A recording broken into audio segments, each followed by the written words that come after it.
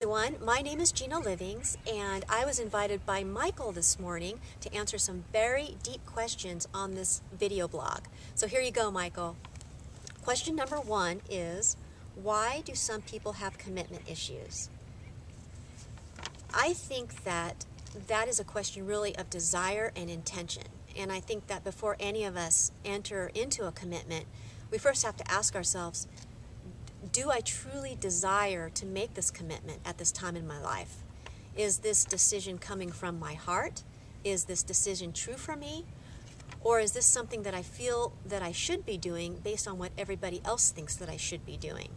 So if we're coming from a place of should be doing something, then I believe that we're truly coming from a place of lack and a place of fear that we're going to be giving up on something that we might just not be ready to give up on yet.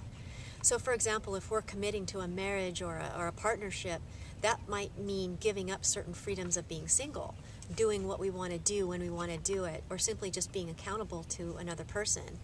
But if instead we're coming from a place where we're making a commitment from our heart and what's actually true for us, then our experience will be that of joy in the journey of keeping our commitment, even through the difficult times, because we'll have the knowing and the feeling that we're on purpose, and that will be enough to fuel to fuel our motivation in order to carry out our commitment.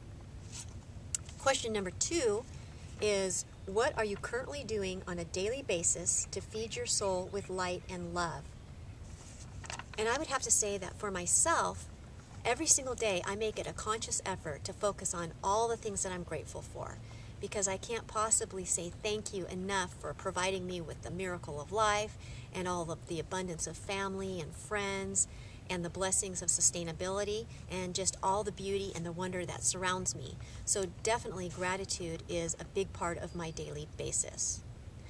Question number three is, what makes a good marriage work?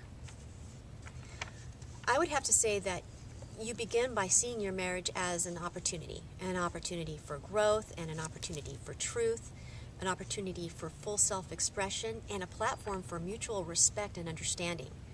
And you make a commitment to love each other for the person that they are, rather than trying to change them into something that they're not.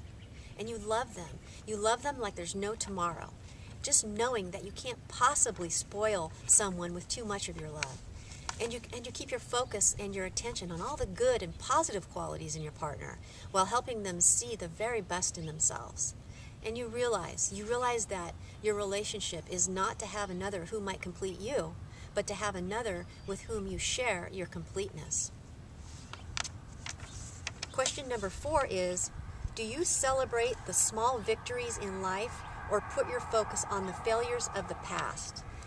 And I would have to say that I definitely celebrate the small victories in this moment rather than focusing on the failures of the past, because when I acknowledge what it is that I'm doing right and what makes me feel good right now, no matter how small, that gives me the confidence and the motivation to accumulate more small victories.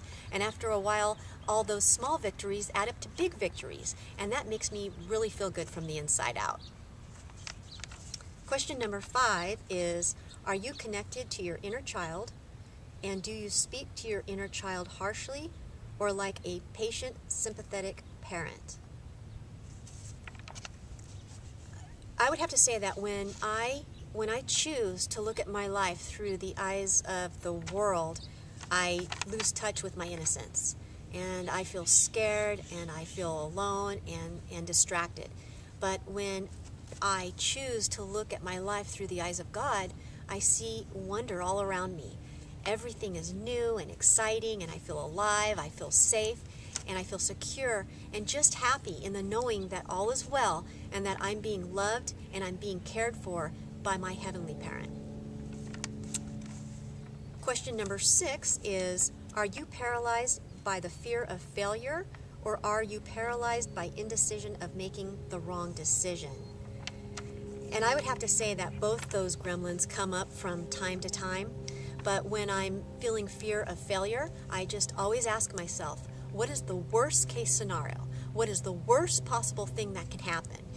And by asking this question alone, I remind myself that, you know, it's okay if I fail, because it's all part of the learning process, and it's an opportunity for me to grow. And if I'm fearful of making the wrong decision, I typically just wait. I ask for higher guidance.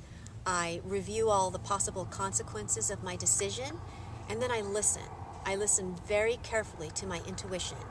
And when I feel good on the inside, with the answer that comes, then I release it with the faith and the knowing that I made the right decision, no matter what happens or how it turns out. So I think that this answers all of the questions, and I just want to thank you again for giving me the opportunity, Michael, for answering these questions with you today, and may your day be filled with light and with the highest peace and grandest love.